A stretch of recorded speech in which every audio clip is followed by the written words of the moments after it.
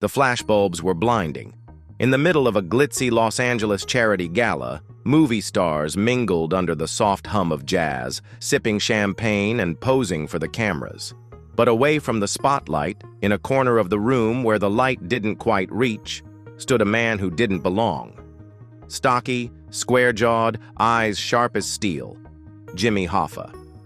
Most Americans knew him as the powerful head of the Teamsters, the man who controlled America's truck drivers and freight. But few realized that night Hoffa wasn't here for charity or cocktails. He was here because Hollywood needed him, whether they liked it or not. Back in the golden era of film, every camera, set piece, and crate of costumes had to travel. And when the trucks stopped, Hollywood stopped. Hoffa knew it, the studios knew it, and the mob, his closest allies, knew it too. What began as a legitimate labor union had quietly become one of the most powerful tools for controlling America's dream factory. And while the rest of the country would eventually remember Hoffa for his mysterious disappearance, Hollywood insiders whispered about something else. The deals, the threats, the unspoken agreements that kept the cameras rolling, or shut them down in an instant. But how did a union boss from Detroit end up with a hidden grip on the most glamorous industry in the world? And why did the stars smile for his camera while pretending not to know the shadows behind him?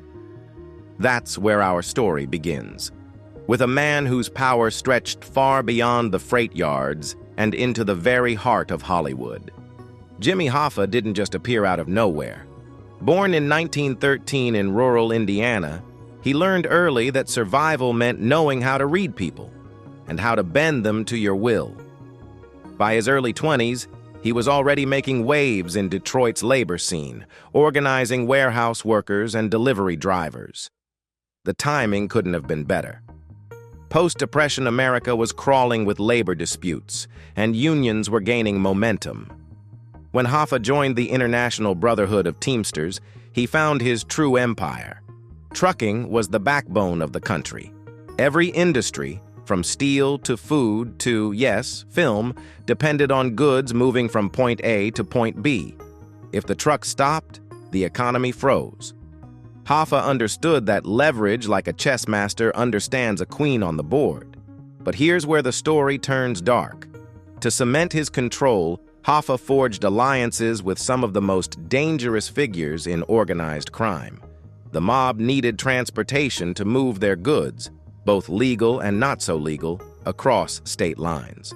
Hoffa needed muscle to keep rival unions in check and intimidate anyone who dared cross him.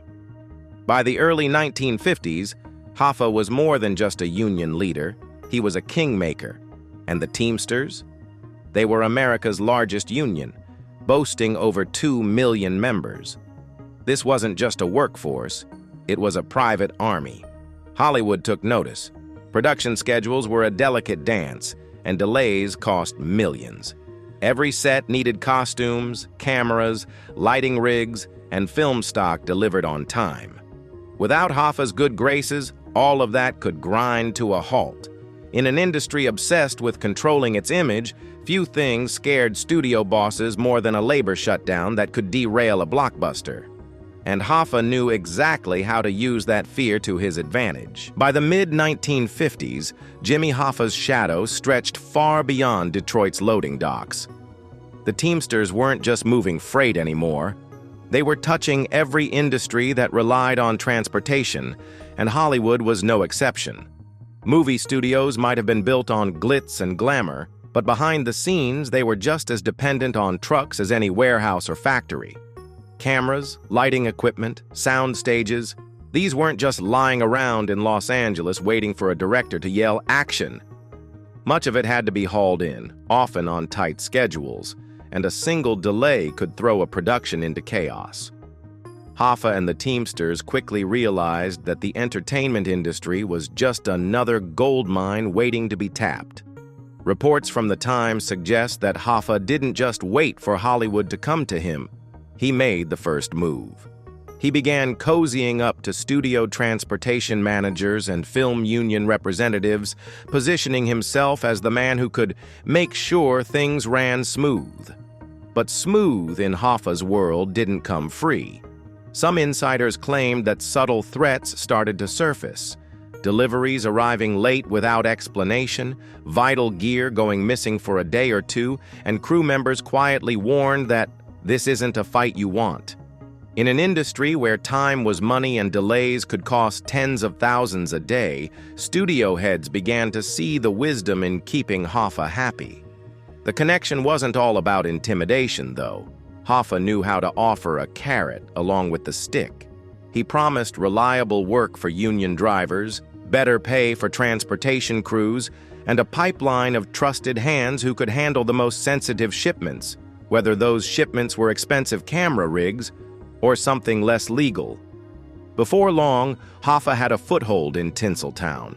It wasn't the flashy red carpet kind of presence, but rather an invisible grip, one that could squeeze whenever the studios got too bold or forgot who helped keep the wheels turning. And that grip was about to tighten even more when Hoffa brought his other friends into the picture. Friends from the mob. Hoffa's relationship with organized crime wasn't some whispered rumor. It was an open secret in certain circles. By the late 1950s, the Teamsters pension fund had become one of the largest private pools of cash in the United States, and that money was like blood in the water for mobsters. Casinos in Las Vegas were already being built and bankrolled with Teamster loans, and Hoffa had no problem letting those same business partners take a peek at Hollywood. The studios were no strangers to mob influence. Bookies, extortionists, and shady investors had been lurking around since the silent era. But with Hoffa, the connection became more structured. He acted as the bridge between the powerful labor union and the underworld figures who wanted a piece of the movie business. Here's how it worked. The mob didn't need to buy a studio outright. They could funnel money into film productions through the Teamsters network, disguised as legitimate transportation or labor contracts. In exchange, they could skim off profits, control who got jobs, and use the industry's cash flow for laundering operations. Rumors from set workers and union insiders painted a chilling picture. Trucks showing up with extra cargo that never appeared on any invoice, off-the-books payments to drivers, and mob enforcers visiting producers who were late on a debt they didn't even know they had. Some claimed Hoffa himself would make phone calls to smooth over disputes, always reminding both sides who really held the cards. It wasn't just about money. Control over transportation meant the mob could shut down a production in hours. A missing truckload of film reels could mean reshoots, delays, and millions lost. It was the perfect leverage, one that made even the most powerful studio bosses think twice before crossing Hoffa or his allies. By the early 60s, Hollywood wasn't just dealing with temperamental stars and box office competition. It was navigating a minefield of quiet threats, unseen deals, and a labor leader whose Rolodex included both Oscar winners and mob bosses. And while most people in the industry tried to keep their heads down, a few brave souls considered fighting back. But as they were about to find out, Hoffa didn't lose many battles. By the early 1960s, a handful of studio executives began to realize that Jimmy Hoffa's grip on Hollywood wasn't just bad for their profits. It was dangerous for their independence. These weren't naive newcomers. They were seasoned power players who'd built careers negotiating with egos, unions, and Wall Street financiers. But Hoffa was a different animal entirely. One such figure, a veteran studio head whose name rarely made the gossip columns, reportedly decided enough was enough. He had seen production costs balloon as unexpected trucking fees and inflated labor invoices piled up. Quiet investigations within his accounting department hinted that money was vanishing into a network of shell companies connected to Teamster-linked suppliers. His solution: cut Hoffa and his allies out of future deals by bringing in non-union transport and setting up internal logistics. On paper, it was a bold business move. In reality, it was like stepping into a hornet's nest. Almost immediately, the retaliation began. Trucks carrying set equipment mysteriously broke down on the way to location shoots. Drivers called in sick en masse, halting productions mid-scene. In one incident, a studio's film canisters disappeared from a warehouse overnight, reappearing days later, damaged beyond use. Insurance paid out, but the message was clear. Don't challenge the system. The executives who tried to push back found themselves under siege in subtler ways too. Investors started pulling funding with little explanation. Rumors about the studio heads' personal lives mysteriously surfaced in the press. Even old tax records were rediscovered and forwarded to federal agencies. It was psychological warfare mixed with old-school intimidation. Some insiders believed Hoffa didn't even have to make all the calls himself. His network was so entrenched that loyalists in the union and their mob counterparts acted almost on instinct. Protecting Hoffa's arrangements meant protecting their own cut of the action. By the mid-1960s, most of the resistance had fizzled out. Studio executives who survived the showdown either learned to play ball or quietly left for other industries. A few who stayed kept their heads low and their contracts compliant, knowing one truth above all. In Hoffa's Hollywood, you either cooperated or you disappeared from the business entirely. And yet, as the decade wore on, Hoffa's web of influence would stretch even further, right into the heart of Tinseltown's most glamorous events. By the mid-1960s, Jimmy Hoffa's control of Hollywood's logistics and labor wasn't just a behind-the-scenes affair. It had begun bleeding into the industry's most public stage, awards season. And nowhere was that influence more visible, yet least acknowledged, than the Academy Awards. To the average moviegoer, the Oscars were a glittering celebration of artistry. Stars glided down the red carpet, tuxedos sparkled under the camera flashes, and golden statues promised immortality. But behind the curtain, the event was a logistical nightmare, one that Hoffa's Teamsters had the power to make or break. Every stage prop, every lighting rig, every camera crane had to be delivered, assembled, and run by union crews. And every one of those crews answered, directly or indirectly, to Hoffa's people. It meant that if Hoffa wanted to make a statement, he could, without ever stepping into the theater. A single misplaced truck could delay set construction for hours. A sudden equipment malfunction could throw off live broadcast rehearsals. Even the transport of celebrities, many of whom relied on Teamster-connected limo companies, was a point of leverage.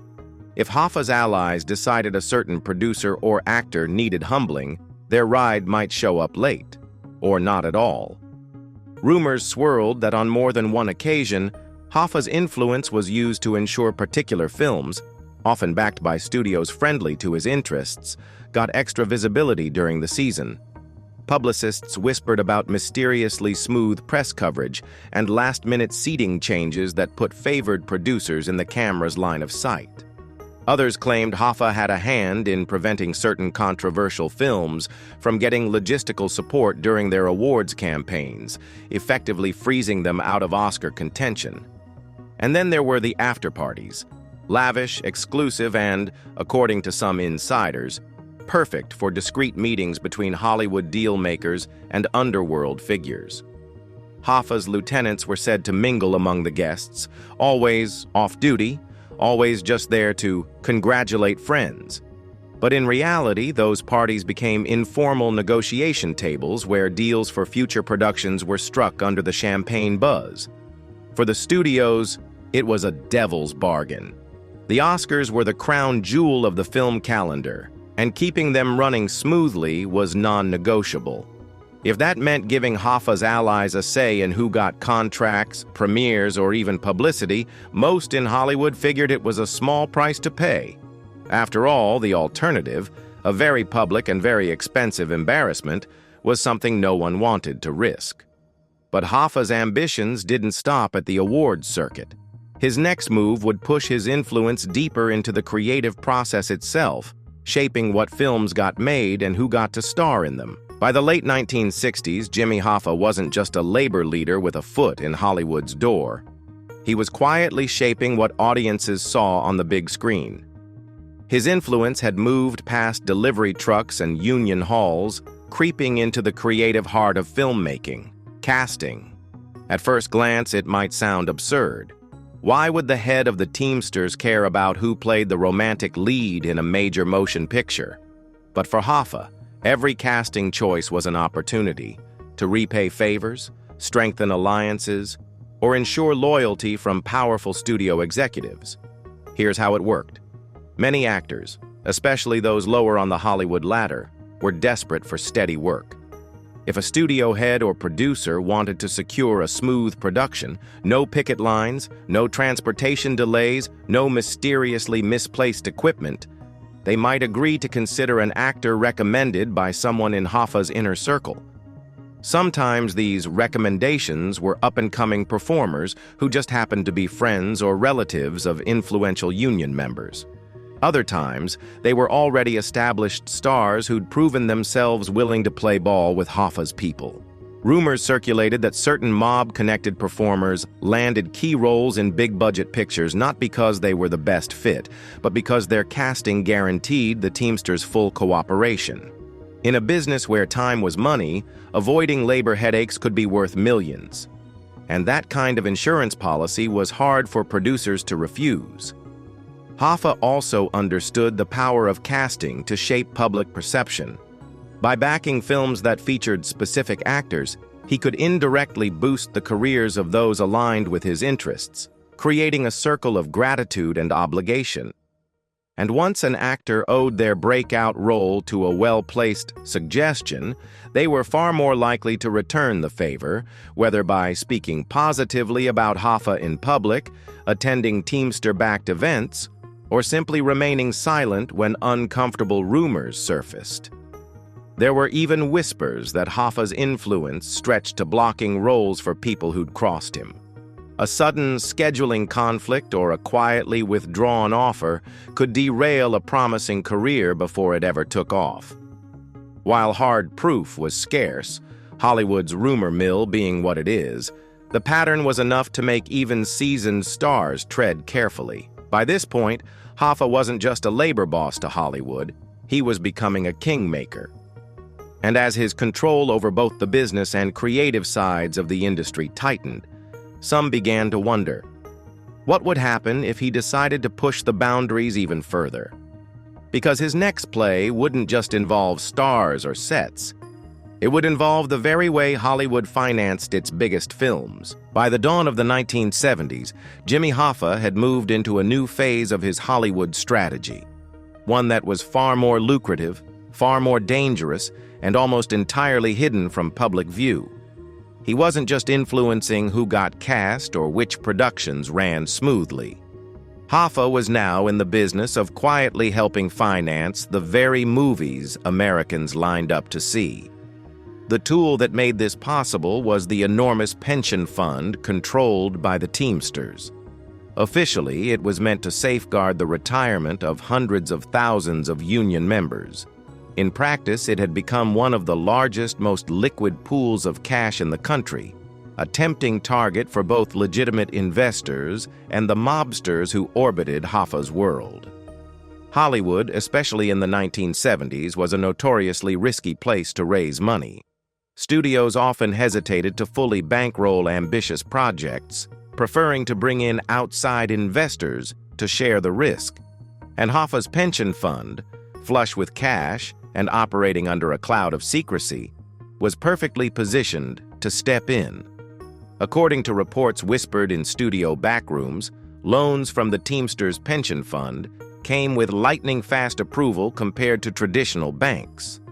All it took was a handshake with the right intermediary, often someone with both Hollywood and underworld connections, and the money would be flowing. But nothing came for free. A piece of the film's profits, future favors, or a little creative control could all be part of the unwritten deal. Some of these loans allegedly went to films that became box office smashes, helping to cement Hoffa's reputation among certain studio executives as a man who could make things happen. Others funded pet projects that had little hope of commercial success, but served personal or political purposes for the people involved. Either way, Hoffa's name rarely appeared anywhere near the official paperwork, his role buried under layers of shell companies, silent partners, and offshore accounts. This shadow financing also had a darker side. Money could be skimmed, laundered, or redirected into other ventures. For mob-connected backers, investing in films through Hoffa's channels was a convenient way to turn illicit profits into legitimate returns. If the movie flopped, it could be written off as a failed gamble. If it hit, the returns were clean and taxable. And while most of Hollywood's power players pretended not to know exactly where the money was coming from, they couldn't ignore one simple fact. If Hoffa's people pulled their funding, entire productions could collapse overnight. That kind of leverage made him an invisible but undeniable force in the industry. But even for Hoffa, this level of influence carried a price. As his reach extended deeper into Hollywood's finances, it started to draw attention from people he couldn't charm or intimidate: federal investigators. And what they uncovered would shake the delicate balance between organized labor, the mob, and the movies. By the early 1970s, the whispers about Jimmy Hoffa's Hollywood entanglements had reached the ears of federal agents, and this time, they weren't going to let it slide. The FBI had been after Hoffa for years, mostly for his alleged mob connections and misuse of the Teamsters pension fund. But when they began hearing that movie productions were being bankrolled with union money, it gave them a fresh angle and a very public industry to scrutinize. The Bureau started quietly tailing known intermediaries who operated in both the film business and the underworld. They staked out studio gates, attended rap parties incognito, and pulled financial records from shell companies suspected of funneling Hoffa's cash into productions. What they found painted a picture straight out of a Hollywood noir: suitcases of cash exchanged in dimly lit restaurants, handwritten loan agreements on cocktail napkins, and producer investors who had no previous experience in filmmaking but plenty of ties to mob-controlled businesses. For the FBI, the goal was twofold: catch Hoffa in a provable misuse of union funds, and expose how organized crime was laundering money through Hollywood. The problem was, Hoffa was careful. His name never appeared on contracts, and he operated through layers of trusted associates. Even when agents tracked money directly from the Teamsters pension fund into a film's budget, proving that Hoffa personally ordered the deal was nearly impossible. Still, the investigation began to rattle Hollywood's elite. Studio bosses who once welcomed Hoffa's funding now found themselves ducking questions from reporters. Producers started canceling meetings with certain investors to avoid being caught in the FBI's net. And actors who had unknowingly signed onto mob-backed projects suddenly found themselves being questioned about who really financed their films. Hoffa, for his part, played it cool. Publicly, he denied any involvement in movie financing, calling the rumors fantasy stories for the gossip columns. Privately, he tightened his inner circle and made sure intermediaries were more cautious than ever. The FBI might be watching, but Hoffa had built his power on staying one step ahead of the law. But as the investigation deepened, agents realized they weren't just chasing Hoffa.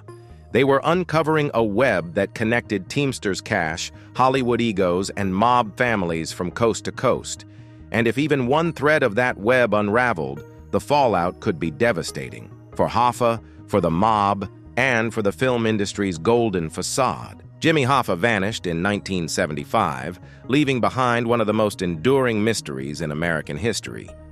But his shadow over Hollywood didn't disappear with him. In the years after his disappearance, the industry quietly distanced itself from any hint of union-financed productions, as if scrubbing away fingerprints that could tie them back to the Teamsters and the mob. Studio lawyers tightened contract language, and the days of mystery investors strolling onto sets with briefcases full of cash became rare, at least in public view. Still, Hoffa's fingerprints were there for anyone willing to look closely.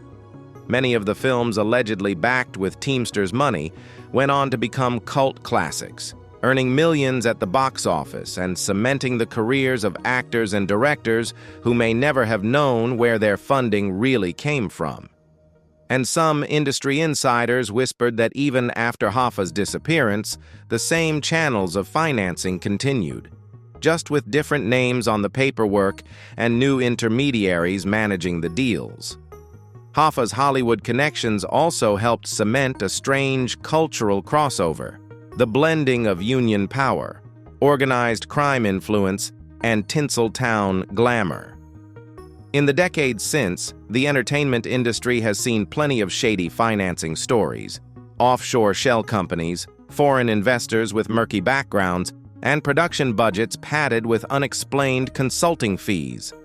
Many investigators believe that the methods pioneered in Hoffa's era became a blueprint for how illicit money could be cleaned through the movie business without attracting too much attention.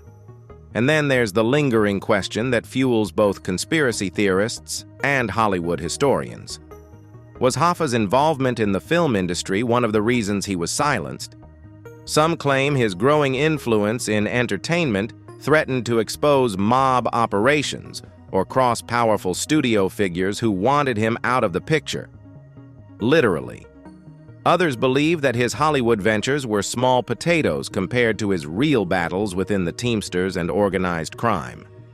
Today, Jimmy Hoffa is remembered as a union leader, a political force, a mob associate, and a man who simply vanished without a trace. But in certain corners of Hollywood history, he's also remembered as the man who, for a time, had a secret grip on the world's most glamorous industry. Whether he used that grip to help build cinematic dreams or simply as another tool in his empire of influence, that's something we may never truly know. One thing's certain, Hoffa knew how to play a role, and like the best Hollywood performances, his was equal parts charisma, intimidation, and mystery, leaving the audience still talking long after the credits rolled.